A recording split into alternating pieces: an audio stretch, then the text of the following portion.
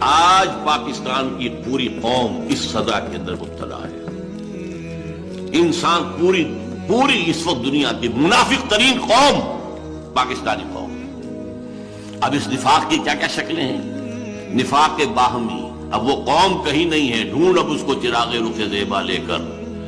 وہ جو قوم ہوتی تھی، وہ جو 45 46 47 میں قوم، وہ کہاں ہے؟ اب تو قومیتیں ہیں، اب تو عصبیتیں، صوبائی عصبیتیں ہیں. اگر قوم ہوتی تو آج تک کالا باغ ڈیم نہ بن چکا ہوتا. کس کو معلوم نہیں تھا کہ کس قدر اہم ہے، کتنا ضروری ہے ہماری معیشت کے لیے. لیکن نہیں، سندھی کو گوارا نہیں ہے، کوئی پشتون کو گوارا نہیں ہے. ایک قوم ہم نہیں ہے. اب قومیتیں، عصبیتیں ہیں، نسلی ہیں، لسانی ہیں، مذہبی ہیں، تفرقہ مذہبی. نمبر 2، اخلاق کا زوال. اس لیے کہ فرمایا حضور نے منافق کی 3 نشانیاں ہیں. جب بولے جھوٹ بولے، وعدہ کرے خلاف ورزی کرے، کہیں امین بنایا جائے تو غبن کرے اور خیانت کرے. یہ 3 چیزیں ہیں. یارڈ سٹک لے کر ناپ لیجئے اپنے معاشرے کو.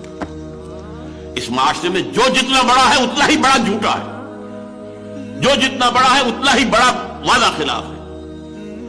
آج آپ کا بادشاہ وہ ہے جو کہتا ہے وعدے کیا شے ہوتی ہے، کیا چیز ہوتی ہے. یہ تو صرف جو ہے کہنے کی باتیں ہوتی ہیں. بادشاہ ہے آپ کا. اور میں اس کو برا نہیں کہتا، میں کہتا ہوں اعمالکم اموالکم. حدیث سنائی تھی آپ کو زید صاحب نے. ہمارے اپنے اعمال ہیں جو ہمارے اوپر جو ہے حکمران بن گئے ہیں. یہ کردار، یہ ہے ہمارا انڈیکس، علامت ہے اس قوم کے کردار کی. جھوٹ اور وعدہ خلافی اور غبن، اربوں کے غبن. اس کو تو ہم انتہا کر گئے. ہماری معیشت کی کمر توڑ دینے والا تو اصل معاملہ جو ہے وہ ہے اربوں کے غبن. کبھی انگریز کے زمانے میں اگر چند 100 چند ہزار کی کچھ ادھر ادھر بات ہو جاتی تھی، طوفان برپا ہو جاتا تھا. کیا ہوا؟ بہت بڑا اسکینڈل ہو گیا، بہت بڑا. اور اب تو کیا ہے؟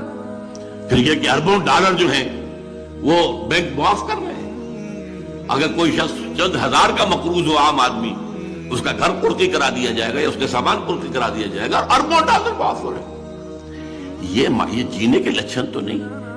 کیا زمانے میں پنپنے کی یہی باتیں ہیں؟ Do you have a right to be a free nation? میرے نزدیک تو نہیں ہے. ہمارا جواز تو ختم ہو چکا ہے. ہم آئیڈیولوجیکل اسٹیٹ تھے، and from that point of view we are failed state. Ideology وہ کہاں ہے؟ کہیں بھی نہیں. ہم تو کسی وطنیت کی بنیاد پر جو قائم نہیں ہوئے تھے، بلکہ وطنیت کی تو نفی کر کے پاکستان بنا تھا. ان تازہ خداؤں میں بڑا سب سے وطن ہے، جو پیرہن اس کا ہے وہ مذہب کا کفن.